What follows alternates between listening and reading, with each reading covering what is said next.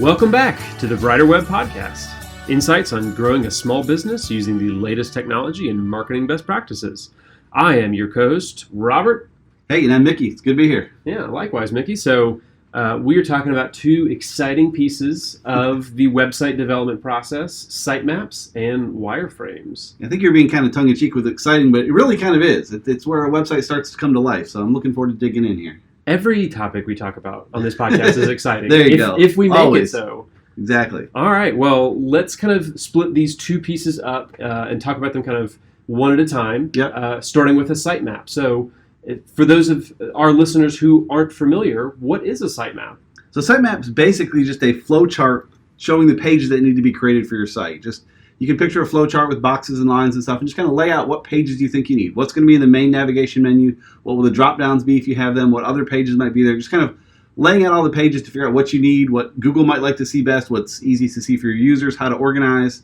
It can be kind of a messy process if you have a lot of pages to figure out how you want to group them together, just be under our culture or about us or our products, and just kind of getting all those pieces sorted out is fun and takes you a long way. It's an important first step to figure out what you're going to have. Yeah, I mean, it makes sense because that description is kind of in the name. It is a map for your website. Exactly. It is laying out everything, where everything should go and how it should all fit together. Precisely. Yep. Okay, so after you've built this wonderful sitemap, do you just start immediately building the pages afterwards? What does the process look like from there?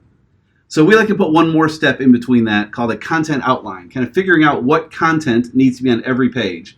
And this is tricky because when we say every page, we mean every page. You have 40 pages in your sitemap. We're going to spend some time and put just some bullets, but spend some time listing the bullet list of everything that's going to be on every single one of those pages. A lot of that will come easy. This page is about this, A, B, and C, but every page should have a goal, like literally every page. Like what should a user do on that page? And the action might be just to go look at another page or to, it doesn't always have to be a sale, but there should be a goal when you get to the end of a page, what happens next? And you'll see that on sites that don't think about that. They'll share a good thing about their company and then just kind of the page ends. Like there's nothing left to do. And so if a user has 3 or 4 of your competitors up in other windows too, they're going to say, well, I guess I'm done here, and then move on to the next one. Versus if you say, hey, learn more about our process here, or get this free resource, or just having that goal for every page can be tricky in some cases, but it's essential. So. Right. So you're basically starting out with a simple map of the site. You're then working on kind of an outline, fleshing out a little bit more each individual page. So you're really moving from simplicity towards the more detailed pieces of each page. Yep. With every step, we get a little more detail. Right. Exactly. So, okay, we've now done the content outline for all of our pages. I'm ready to start writing the content for those pages. Am I ready yet, or is there another step in between that? You can be. It's a thing UX designers debate about quite a bit. Should you start doing a wireframe, which we'll talk about some details there in a second, or should you work on content? And really, it's kind of in between. You can start a wireframe with just that content outline, because that content outline will say, hey, here's 5 bullets of things that need to be on this page, so you can lay out the page saying, okay, I have 5 elements, how do I want to lay them out? This one at the top or that one at the bottom, and move things around. But if you can get some actual content, the real content from the writer, that can be very much more helpful, I guess, to build out the page. Right. And as a content guy myself, rather than more of a design person, that's my preference, is I want to build the content out and then hand it over to the designer so that person can then lay them out rather than using the lorem ipsum text. Okay, so we've mentioned wireframes. Again, same thing with site mapping. That may be a new kind of term for people. They may not have heard that before. So why don't you explain a little bit more about what a wireframe is? Yep, so a wireframe is basically like a blueprint. You've seen blueprints for houses and buildings where they kind of just sketch out what it's going to look like. And that's really what a wireframe is. It's kind of generally a black and white sketch. Could be done on a computer, but could be done just on a piece of paper or a whiteboard. It's kind of laying out where these elements go. You have all the pieces from your content outline and maybe some of the real content, but figure out the best order to put it in. What's going to draw people into the site first? What's going to make them stick? Should these things be side by side? Should that picture be full width? Just kind of figuring all those elements is super easy in a wireframe because you can erase things and erase the whiteboard, do whatever. It's not a fully built out, designed, developed page where you're then thinking about that, where it can be trickier to move things. At this point, you should have a couple different options. A lot of times we do wireframes, we'll say, hey, this page could be done this way or a completely different layout this way. Which one makes more sense? And we'll kind of work through it that way. So those wireframes are crucial to figure out how best to lay out that content in a way that your users will appreciate and read, hopefully, and take the necessary action. So. Yeah.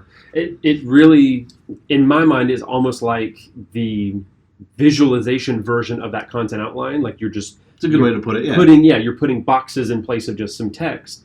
But it's also really just a skeleton, with, hey, like put the image here and put this button here. It's just laying out the framework so that then the designer can put all of the graphic pieces over on top of it. Yep, exactly. Well said.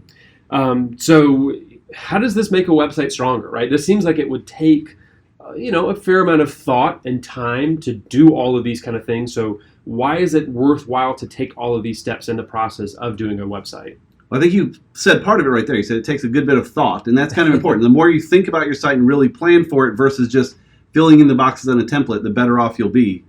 But having that, in our case, I think the one downside to it, it's not really a downside, but it feels like it, is it makes the design phase of a website kind of anticlimactic. Like, there's not a big, like, ta-da, here's the design. Like, we work with our clients every step of the way to figure out that content outline, lay out the wireframe. We've probably done some branding work. So you can kind of say, hey, here's the wireframe of how the page is going to look. And we know our brand colors and guideline and stuff, so you can almost picture what the final design is. Not that it simplifies it. I certainly am not a designer, and there's some work to be done there, but it makes the design kind of anticlimactic in a good way because it's all been thought and planned and strategized, and here's the results of what that looks like. Right. It's gradually moving towards a clear conclusion so that there's not a big surprise, maybe in a good way, but also certainly not in a bad way that, oh my gosh, the website shouldn't look like that. Exactly. Well, no, we've thought through all of these steps of the process. For sure. Well said. And I can imagine as well that there's a lot more intentional work of putting the strategy in each piece as well. Right. Yeah, you certainly want to have strategy. Again, every page should have a goal. So let's think about what that goal might be and make sure it's included in that wireframe so it shows through in the final product. Yeah, and we've kind of alluded to this, but if somebody wanted to really speed up the process of the website, I don't have time for this sitemap and wireframe stuff. Like, I'm just going to skip those. Those don't really seem necessary. I'm just going to kind of throw something together. What's the downside of that? What are you risking by kind of skipping doing a sitemap or doing a wireframe? There are cases where that can be okay. I mean, if you are on a super tight budget, super tight timeline, using something like Squarespace as a pretty template you plug into isn't always the worst way to go. But again, you're using their template, their layout, and just kind of saying, oh, it's got 3 boxes, so I need to think of 3 things, even though really if you've done the strategy, you have 4 things to talk about. Or, it's just the difference between filling in someone else's template or rethinking it from the top in your own way and really telling the story that needs to be told to your audience. And so, yeah, I can make a case occasionally for small coffee shops or something just to go ahead and find a template and make it look good. But if you have a business that you need to tell the story and really engage people and get them to take an action, you need to make sure your site engages them and encourages them to take that action. It takes some time to work through those wireframes, but they're crucial to making that happen. Sure. So it's really, those can make a big difference between a template site, like you're saying, which could get you a certain distance of the way in your business, or a truly custom website that is really made for your business with your audience in mind and all those pieces. Right. I was going to say, you said for your business. It's really for your audience. I mean, you're not even building the website for yourself at all. You're building it for your audience. And again, thinking through all this stuff will make sure that you accomplish that. Very true. Okay. Well, so if you're building a new website for your business or for your business's audience, more accurately, you should really consider and look into doing sitemaps and wireframes for your website. Yep, 100%. Okay. Well, if you have been, thank you for listening to this episode of the Brighter Web Podcast, brought to you by GreenMellen, a digital marketing agency. To help your business keep up with the latest digital marketing trends, check us out at greenmellen.com. You can also find show notes for this episode and more episodes of the podcast at abrighterweb.com.